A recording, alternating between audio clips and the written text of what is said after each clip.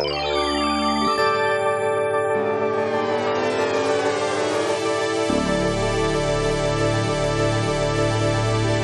everybody, and welcome to Art Salon. I'm Ellie Shore, and I am the person who organized Art Salon 6.5 years ago. And I've been doing it ever since. I love it. I love the people who speak. I love the people who come. We have wonderful times. I am delighted tonight to introduce Luann Colodny. Some of you know her by reputation. I know her by reputation a lot longer than I know her in person, because she was the director of North Miami MoCA and was the founder of the museum that was a much smaller museum that built up into becoming North Miami MoCA, which today is a huge and respected institution in South Florida and certainly in Miami. But I knew her by reputation as having been the director, and I'd kind of heard that she was an artist, but I met her at Bridge Red Studio, where she has a studio and where she has a small gallery space. And went down there for an opening and saw her work and admired it, and we began to chat, and she's just the warmest, friendliest, fun person to talk to. And I thought she'd be a wonderful person to have up at Art Salon if she was willing to come, and here she is. So Luann has been in arts administration for many years. Before that, she was in theater and dance, and I don't know anything about that part of her life, but we'll learn more about it tonight. And she is now a full-time artist and building a very respected reputation. She won a Best in Show in 2005 at Boca Raton in their All Florida exhibition. Best in Show is pretty fine recognition, I think. And she has been a winner of the South Florida Consortium Award in 2008. And those are really wonderful recognitions for someone who has been in the art world but not practicing as an artist for that long. So it is my pleasure to introduce Luann Colodny, and welcome. Thank you. Thank you. I thank you all for coming out tonight. And it dawned on me as I was driving up here how dedicated Ellie must be and her husband, because they come down to Miami to search out artists and see what the scene is down there. And it's not an easy drive, let me tell you. It was, I almost, was fearful that I might not get here on time if I got lost or something like that. But this is a wonderful center, and it, again, is a wonderful thing that you came out tonight. So let us begin.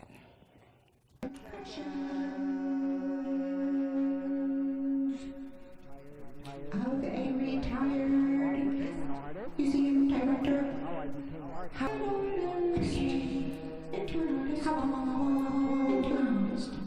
I transform into an artist, into an artist, into an artist, into an artist. Confessions.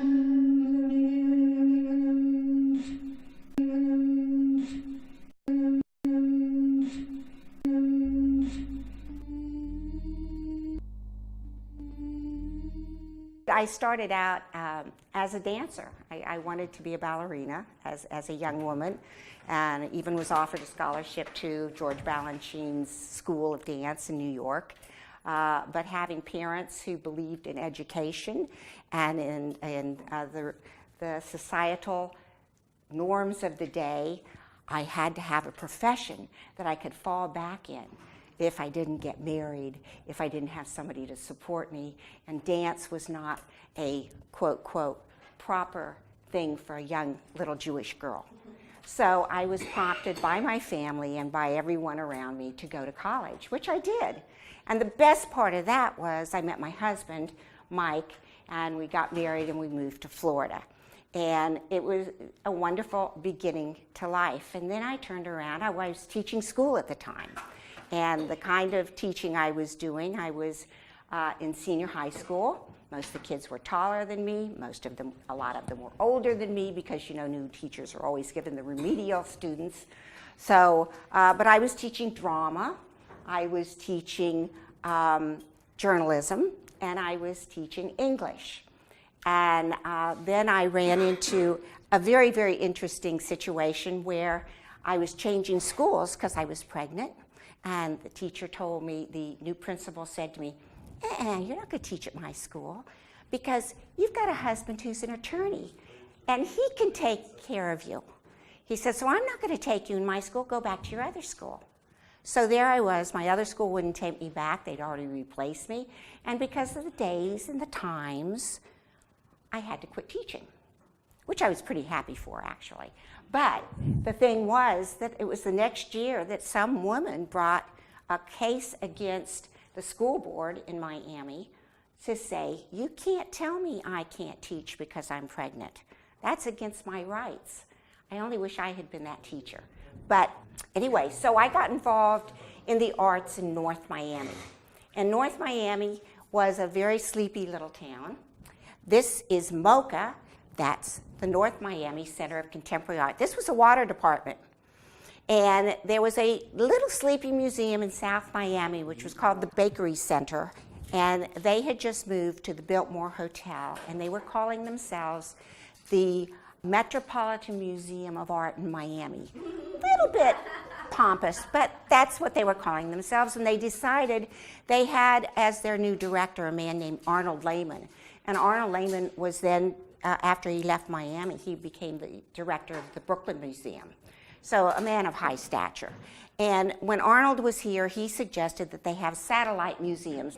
So the North Miami Center of Contemporary Art came out of being a satellite of the Metropolitan Museum. When they went belly up, because they moved into the Biltmore Hotel, they called me because I was the volunteer liaison between the city and this little satellite museum.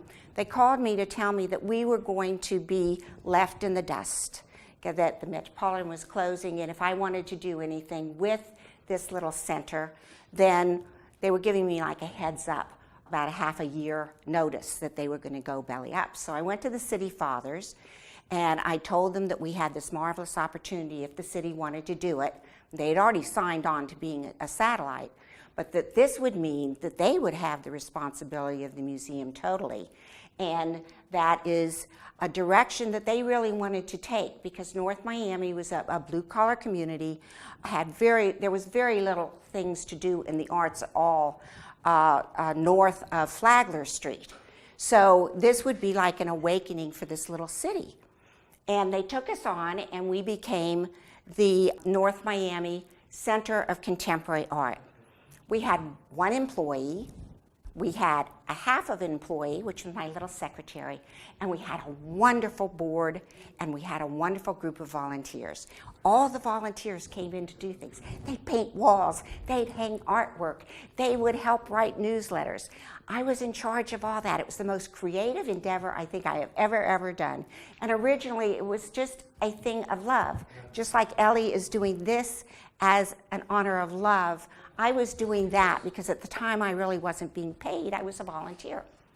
Well, finally the city decided they'd pay me, and I became the director, and we did 80 exhibitions there. Every single one of them was documented. We had, as I said, 1.5 employees. Then we did lectures, dance, theater. We had an arrangement with Miami-Dade Community College so that people could come in and take classes for credit. And then I started taking some art classes there. I learned how to metally sculpt on stone and wood and was having the greatest time of my life. Well, after about 13 years, we were getting write-ups in the New York Times and art magazines about the programs we were doing. And all of a sudden, Michael Kimmelman, he's a very well-known, renowned art critic for the New York Times, came over and he said, he walked through the museum, which was 5,000 square feet. Walked through, he says, "Where's the rest of it?" And I said, "This is it." And he said, can't be. You've been getting such great recognition. How can this just be the little museum? It was probably about the size of, a little smaller than this. And that gave me a thought. So it didn't hurt, did not hurt, that at this time in history, my husband happened to be on the City Council of North Miami. But I didn't go to him. I went straight to the mayor, and I said, hey, mayor, why don't we see if we can get some funding and build a larger museum? Well, he liked that idea. He said, if you do the work. I said, okay. So we ended up going to Representative Bill Lehman. I don't know if you all know him, but he was a legislator from on the federal level, and he got in the works for us to get a HUD grant for downtown redevelopment of North Miami. We got a $1.5 million grant. We went to the state and we got some more money from them. We put out a call for a world-renowned architect, Charles Guathmy, who had just completed the Guggenheim's addition. I was going to say to great acclaim, but it was very controversial. But he kept saying to me, you've got to raise more money. We took out a loan at the Whitney so that we could, at the Guggenheim, so that we could build more space. He says, you should do the same thing. I said, I'm not taking out any loans.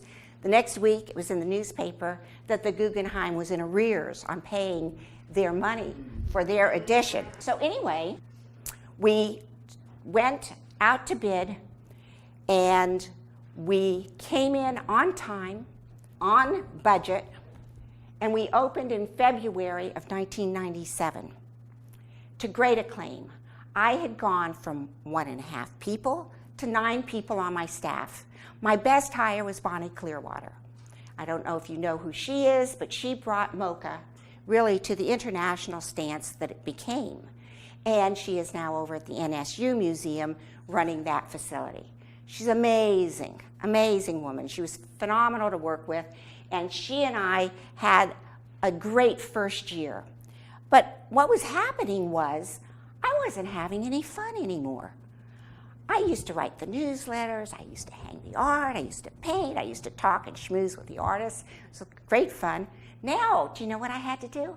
Raise money. I had to raise money. I had to oversee a staff.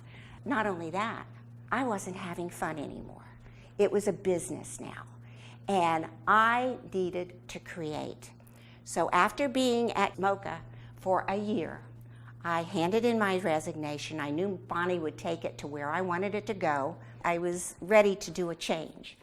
So I had a very dear friend, some of you know her, Carol K. Brown. She's a wonderful artist, and she had a studio on 125th Street where she was renting spaces for artists. And she came to me and she said, how would you like a space in my building? I said, oh, that sounds pretty nifty. So we definitely decided to do that. And she loaned me her studio. So I went and I got it all loaded up. I bought, desks and stuff like that. And then I came into the studio the first day and I sat down and I said, oh, what am I going to do? I don't know what I'm going to do with myself. I had done stone sculpture in the way of Brancusi and ARP, but I had learned so much as a museum director by seeing new art that no longer interested me. It was like, seen that, done that, I want to do something different. I thought about, well, should I start drawing? And I said, well, if I start to draw, there's such a history of that. Am I going to be able to really compete in that? Am I going to be able to come up to snuff on that? I've only had like 5 courses in my whole life of art. How could I compete with that? And then it dawned on me that one of my great loves in life had always been making movies. My brother and I, my father and I, we used to make home movies all the time. So I went out and I bought myself a video camera. So here is the very first video that was produced by Luann Colodny.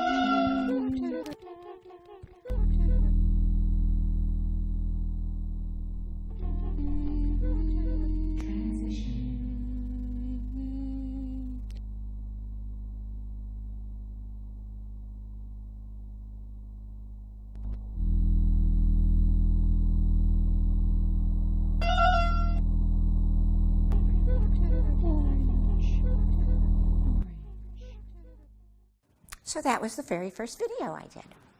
Now you noticed it was very short.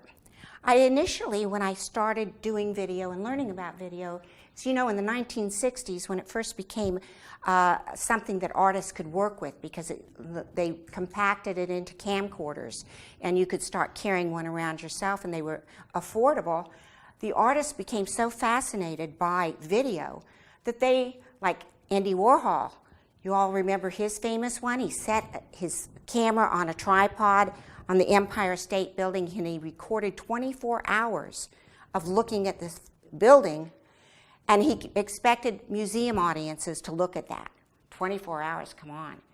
And most artists became so fascinated with being able to incorporate and view what your lifetime was like that they were doing very long, controverted videos. So right off the bat, I said to myself, I'm not going to make long videos. I'm going to make them short. Because on average, when people go into a museum, it has been proven that they spend maybe 15 to 20 seconds in front of a painting or a sculpture, unless they're really enamored by it, and then they'll spend more time. And I said, what right do I, as an artist, have to try to demand more time of a person than than an artist who's doing 2D or 3D work? So I definitely decided to go the route. The next thing I did, and you can see these are little toys, and the heads rotated. There were batteries in here, and I did I did about 20 of these little figures, and they would rotate, and they just sit there and they go like this. And however, if you notice, I took and I split the heads and I put them in cages because I was reacting to society. How society often takes women and says, you can't teach when you're pregnant, or you can't become a dancer because won't give you enough money, or because it might morally corrupt you, or that you can't do this, you've got to be a little homemaker. This was like in the early 50s, 60s. This was when I was being brought up into society, and there were a lot of restrictions against us. And as a little girl growing up in Joplin, Missouri, which was a very, very conservative little community, there was a lot of societal pressure, and my parents had it too. So I think all of a sudden having the freedom to kind of explore things, every kind of thing, I realized that I was really greatly affected by a lot of those pressures brought on by society. And what was the most interesting thing to me was several of my board members came to me and said, you know, you are so fortunate because you are getting out of being in a position that you have to be responsible for things day by day. We feel trapped in our jobs. You are so lucky you're getting out of your job. And I think this was all just a reflection of that. This is another video that I did. I did this one in response to, there was a referendum going on in Miami on gay rights and liberty, and it was coming up to a vote in the Dade County, and this was in reaction to that. That was shown outdoors in the dark in a meadow inside of a cage. It was very powerful. No, no, no, no, no.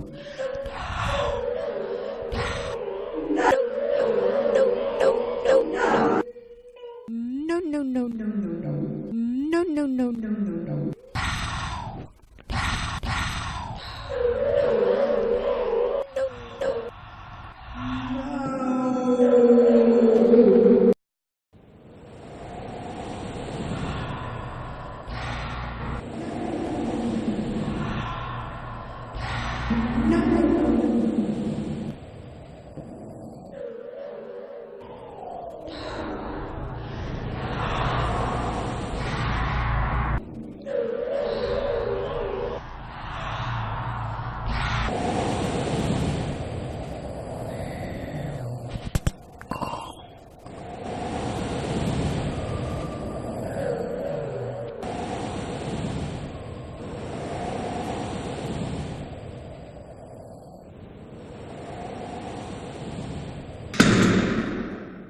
That piece is called In the Negative. How many of you take yoga or have done yoga or do meditations? And everything is about the breath. Well, I found out that after leaving the museum, I wasn't breathing, because I went to a yoga class, and they started teaching me about breath. And I had a daughter who was asthmatic, so I'd always been very aware of the breath. And I again was feeling very kind of closed in by society, and this is the video that came out of it.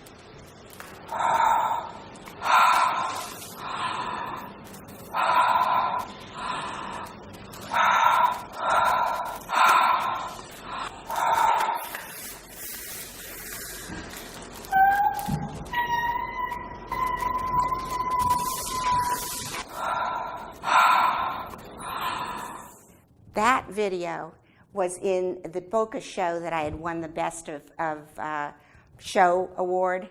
The guards never would turn it on. I walked in more than one occasion, and the other two videos I had showing were on beautifully. That one freaked them out so much that they could not do it, which was very interesting. A lot of people reacted very strongly to that.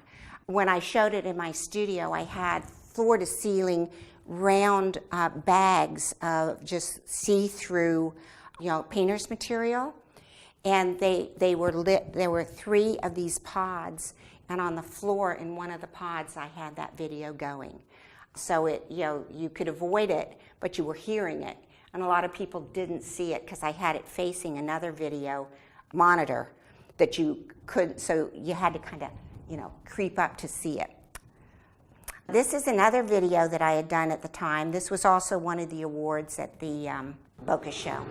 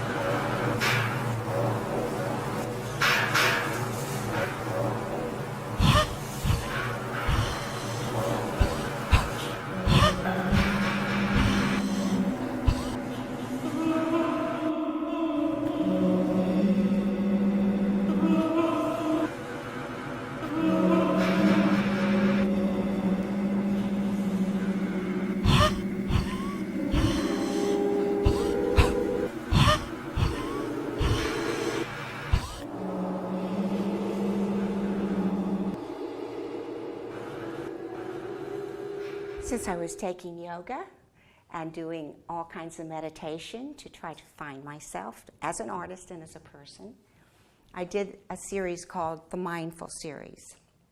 And these were photographs that I took, and instead of putting them on photographic paper, I had them mounted on a plexi, so that if you shined a light through it, the light would kind of come through. And I hung them from the ceiling, so they were all about this size, and they just were hanging. The window was a reference to a window in New Mexico that we had stayed at, a bed and breakfast, and I just loved the way the sunlight came through it. And this image I pretty much just created myself using a body photograph that I had. So I collaged them together into making this, and shown a light coming through so that it really looked like there was a light This was in the show, the Consortium show at the Fort Lauderdale Museum at the time, and we had lights behind it. It was really quite astounding. So I took a little breather, came back to my work, and I met a wonderful woman whose name is Carol Jazar. She at that time was running a small little gallery out of her garage in Miami Shores. And she came over, did a studio visit, and just really fell in love with my work. And she asked me if she could show a new body of work that I had been working on. Talking about society pressures and having 2 daughters and myself getting older in age, I became very aware about how women are so obsessed with their looks. And in Miami especially, you can't go anywhere without seeing facelifts and boob lips and Brazilian whatevers. And I became so aware of that. And I didn't personally want to get caught up in that, but I thought it was a very interesting study. So I decided to do something about it. And I created saturation, a facelift in a jar. I must have 100 of these in varying sizes. What is it really? You'll have to figure it out by the videos. But this became a product that I created. I created an entire backstory for this, of how my family created it in Russia, which they did come from Russia. I took names, I put them backwards so that the story all worked, with my great-grandfather discovering this thing to take care of the hands when the Jewish people were having in the pogroms to be working and pulling rocks up and doing that sort of thing. So I created this whole myth, and I made myself become a heiress of saturation. This is an installation that took place in one of Greg Robbins graciously loaned us a building in the Design Center. This was before it really took off. And I had this exhibition for 3 months during Art Basel.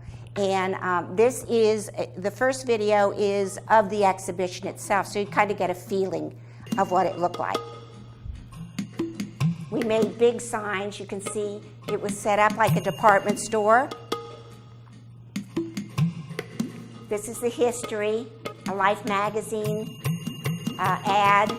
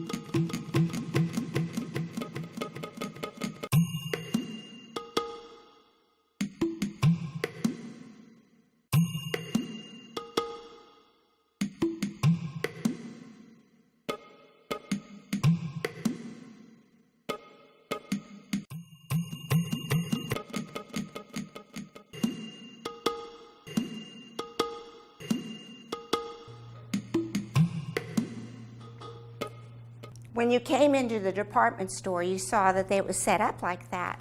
And we were giving little bottle sizes, samples, and we were having people fill out a brochure asking if they wanted further information, whatever. And when the show was over, I sent every person who had signed those sheets and handed them into us a document that said, you have participated in an art project called Saturation, Facelift in a Jar, and they were all numbered and signed. So those are out there somewhere. The show was not only in Miami, but it traveled up to upstate Florida to a college institution. Right now it's not coming to my head, where it was exhibited. Now, how many of us have done this in the morning?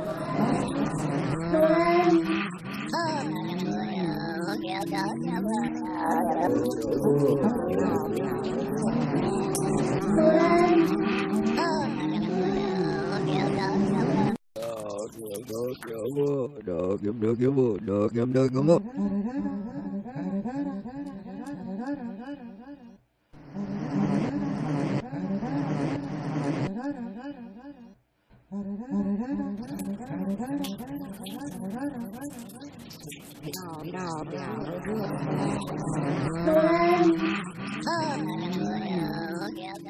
are kind of changing here a little bit. It's getting a little weird. What was the product? What's it made out of? Anybody guessing? Avocado. Close. Guacamole. Yes, I decided I would use guacamole. So all those bottles were filled with guacamole. So everybody got a little bit of guacamole in the little bottle. And we also start noticing that this product is beginning to be obsessed over. My dog loved this.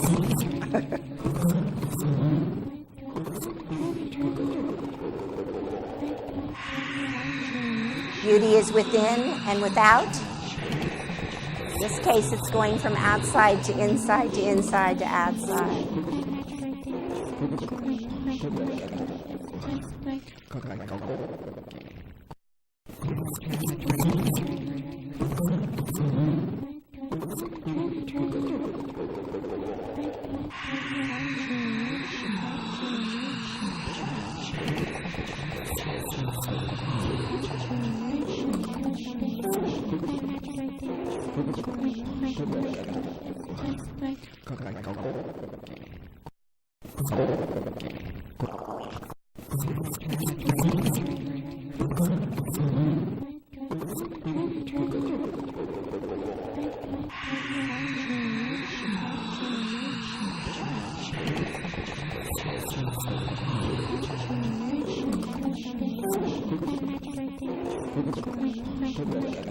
Now, in all of these, the sounds are my voice, where I have taken them and put them into a sound program and manipulated and changed the modulation. I've layered it so that there are more than one voice appearing, and that comes out of my theater training and my background. And I think you can see in some of these a dance influence in the movement and things of that sort. That becomes more evident in my drawings, I believe, later on. Now, facelifts.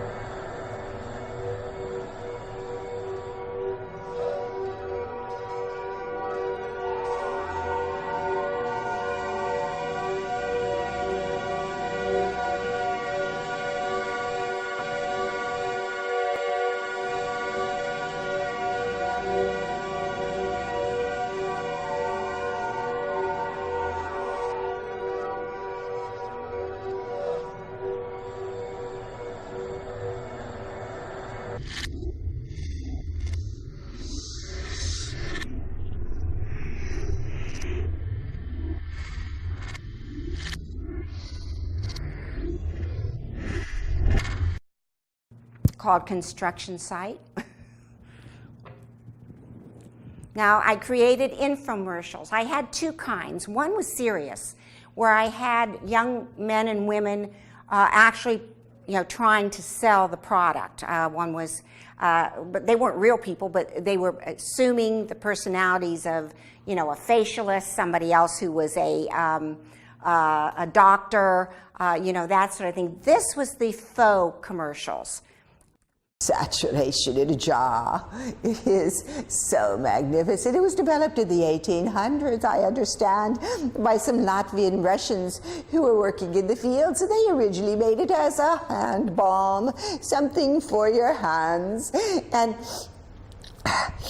excuse me, as I get a little bit more awake, my voice will return to normal. But anyway, I think this saturation is something that we all should have as we age and get older and more glorious in our time.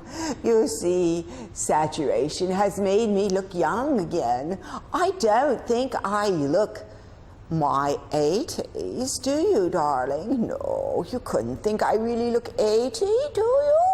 I mean, I have some lines. I know I have some lines. Look, you see, I've got some spots there. And I have a few smile lines, but that's character. It's not like these young women today who are getting those Botox shots in there and they're wrestling here. I mean, their faces look like this. They talk and they say, "Oh, my dear, I'm so happy to see you." Does that look normal? No, it doesn't look normal. When you want to say, "Oh, I'm so happy to see you," you want to see some smile lines. Otherwise, it feels fake.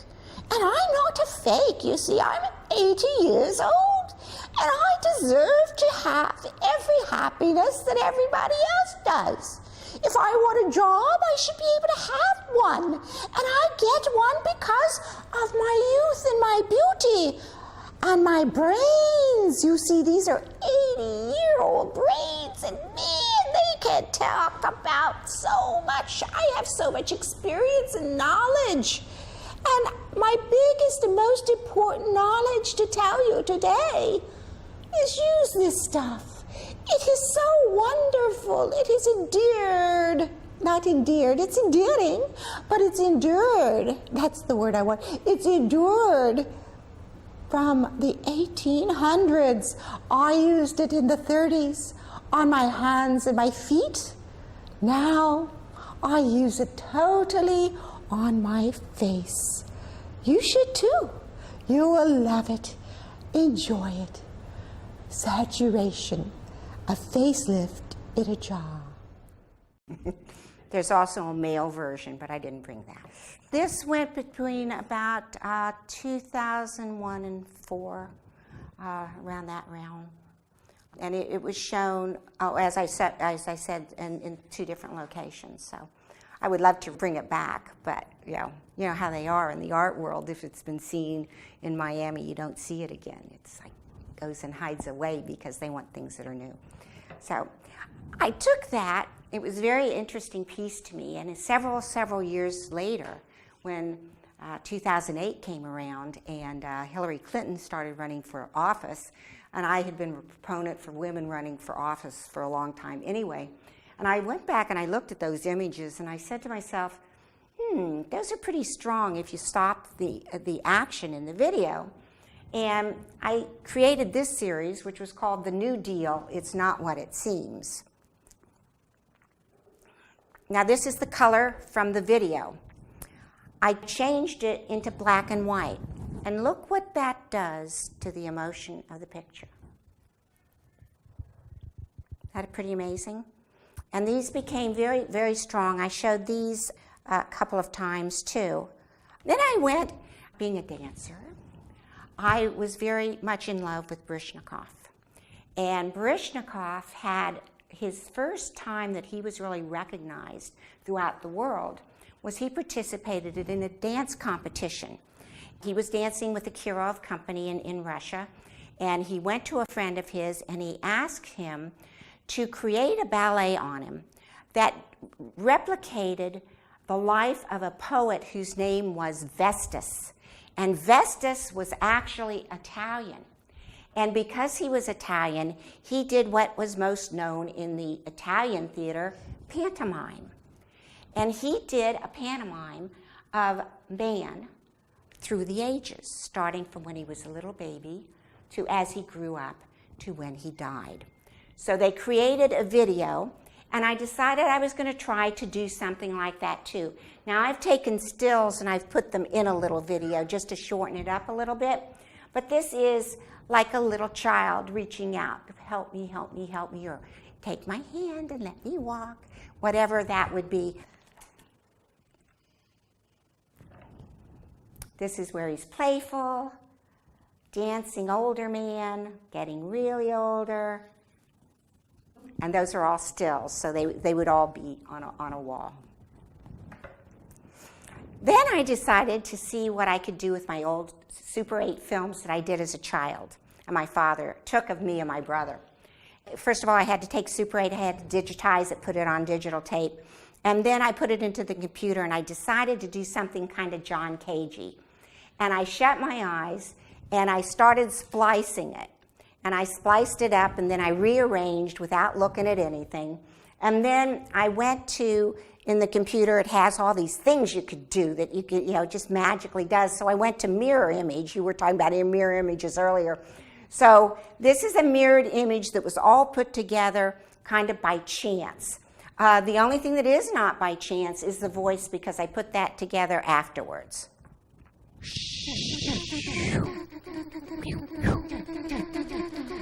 Gotcha.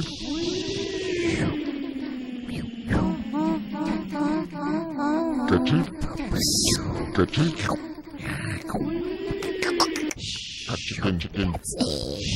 Go again, let me go again, let me go again, let me go again. Gotcha. Go again, let me go again, let me go again, let me go again, let me go again, let me go again, let me go again. Gotcha.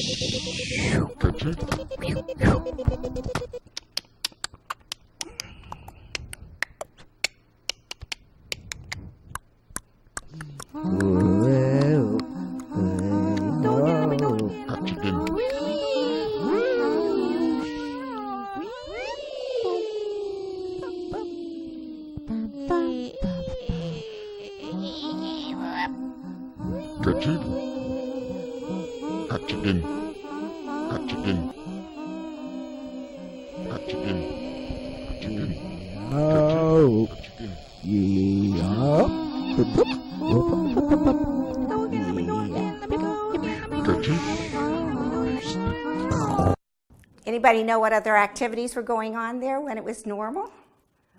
When it was normal, before I mirrored them to make them look squishy like that, what were the activities?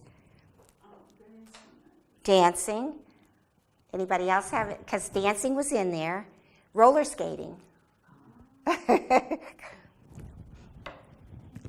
This one, I was going to quit doing art after this piece because I really think this is I love it. I guess is the best I could say it is I love it. I had done, because I was a dancer, of course, I took some video of my hands and of my feet. And I put this through the same mechanisms that I did for the prior piece by doubling and making it mirrored. I think if you concentrate on this, try to stop thinking of them as hands and think of them kind of as, well, just see what it happens to you.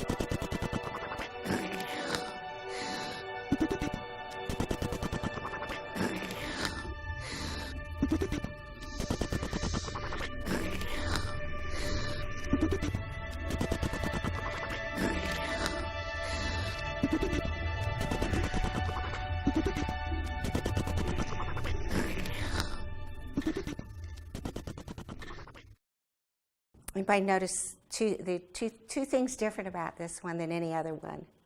Anybody notice? This was longer than any others. The title is 4:42. It's 4 minutes and 42 seconds long.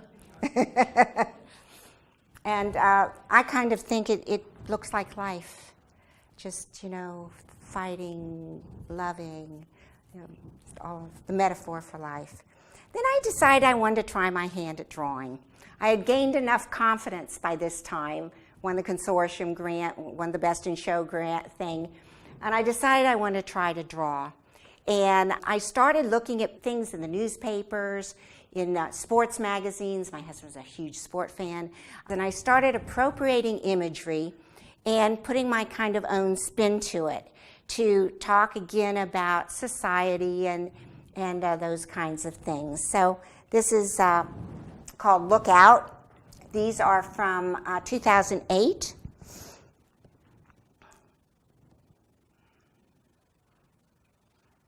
Here I started using another technique of putting vellum into the computer where I was printing out backgrounds, and then I started actually physically collaging images onto the background and then redrawing over them.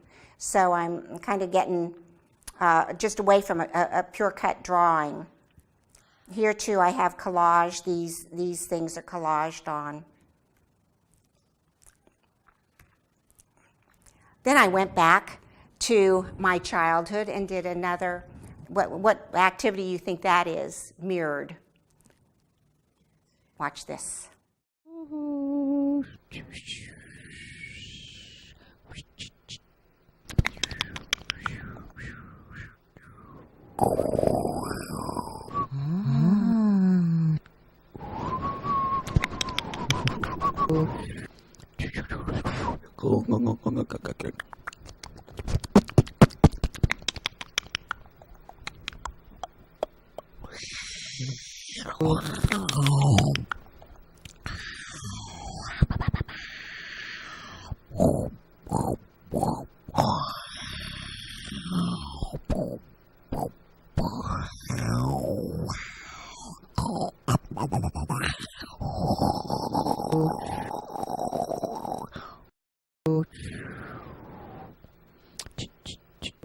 Titles, huh? It's not roller skating, sledding, and the snow, and playing basketball. Then I went from that to getting very interested in double figures of people that had two sets of arms, two sets of legs. And I came to that because I was reading around about Aristophanes and Plato and all those great masters of thought. And they had a symposium way back then called the Symposium of Love. And in it, everybody was talking about how did love come about? How did man and woman fall in love? All of these esoteric kinds of things. And Aristophanes came up with this philosophy that man originally was round, and that we had two heads, four arms, four legs, and we were both male and female, and that we were an eternal globe of just love and pureness. And then man got full of himself, as we know we do, and he started playing around, and he started doing mischievous things to the point that one day he destroyed the temple, and the gods got mad, and the gods came down, and they said, Zeus, you've got to get rid of this man. You've got to destroy man. He's bad. He's trying to take over. And Zeus was all upset because Zeus really loved this little creature. I mean, he had created it, everything else. So he was thinking. He came up with an idea, and he decided what he would do is he would split man in half. Half man, half woman. Well, we all know what that's done.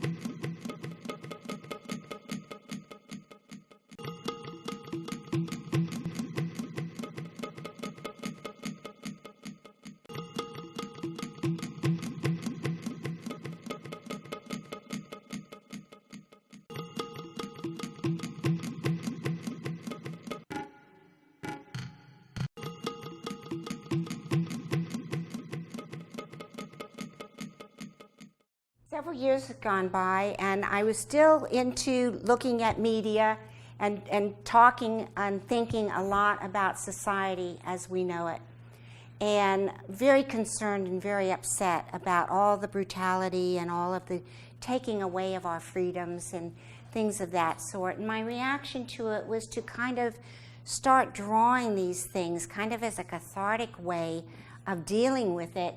I'm not advocating this at all. What I'm advocating is that we look at it and in some ways, hopefully, change our ways.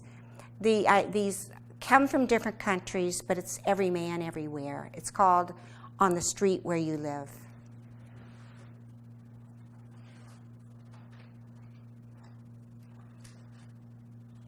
Now these are three-dimensional pieces where I would take foam core and I would draw and cut out the images, adhere the image to the foam core to make a three-dimensional figure, and then I would go and cover the sides so that the dimensionality would remain.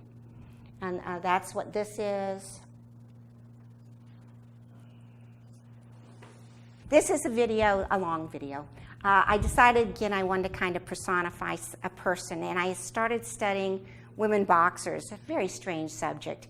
But my kids were very interested in boxing and everything, and I started studying them.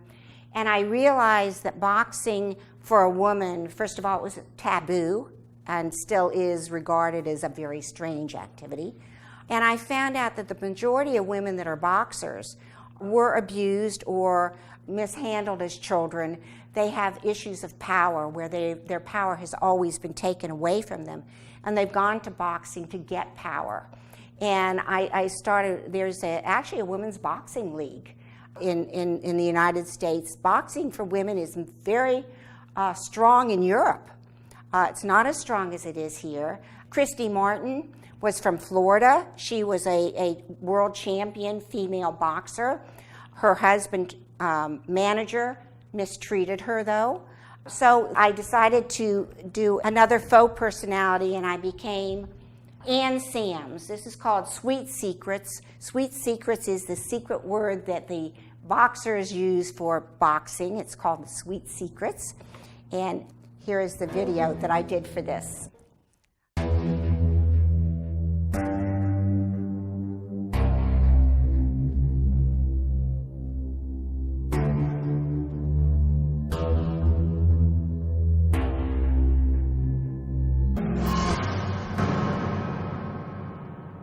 If we can hear, pick up anything, some advice. It looks like they're working over her eye with the head swell.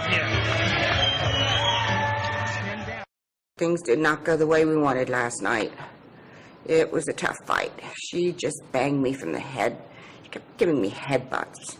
You know, your face just can't handle those head bumps too long. It was a beating. She gave me such a beating. I'm sorry to all my fans. I'm sorry to have disappointed you, but, you know, these things happen. I trained as hard as I could for this fight, but I'll come back. I'll come back. I find that my training has been important to me, and it's important that I share it with you. It's unorthodox. Yeah, it's unorthodox. You know, I was brought up in a little community in Joplin, Missouri, and nobody there accepted the fact that women would box. You know, we were told to be sweet and nice and never to show any of our anger or our upsetness with life. Boy, I got angry. It was just one of those things. I was so angry all the time, and I just kept tampering it down, and then of course I got my little eating disorder and became anorexic, and your way out of your troubles and all this sort of crap. So that's what I did. I went to the web. Sure, on YouTube, you know, they've got all these fights with Freddie Roach teaching you how to defend yourself and how to jab. And so here's my training video and showing you what I did, and mainly, this ain't pretty. I'm going to tell you, it's not pretty, but it's what I've been doing.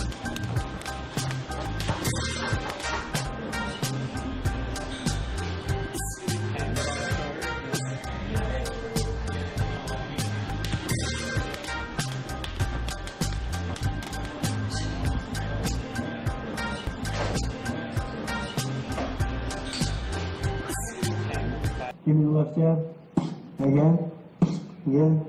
Again. Again. Good. All right.